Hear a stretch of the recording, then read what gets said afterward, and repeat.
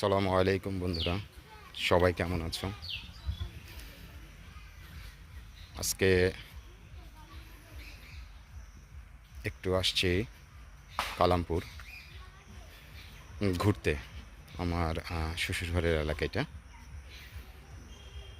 তো আসলে এখানকার প্রাকৃতিক পরিবেশটা অনেক সুন্দর। এই সুন্দর প্রাকৃতিক পরিবেশ দেখে আমি আর বসে থাকতে পারলাম না বন্ধুরা, তাই তোমাদের সাথে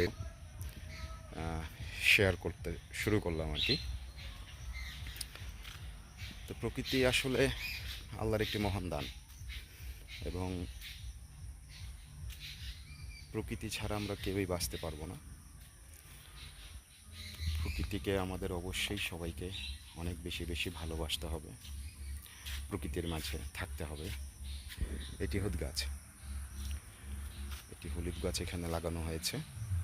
এই গাছের নিচ থেকে আসলে হলুদ পাওয়া যায়। অল্প পরিসরে এখানে নিজেরা খাবারের জন্য হলুদগুলো লাগিয়েছে।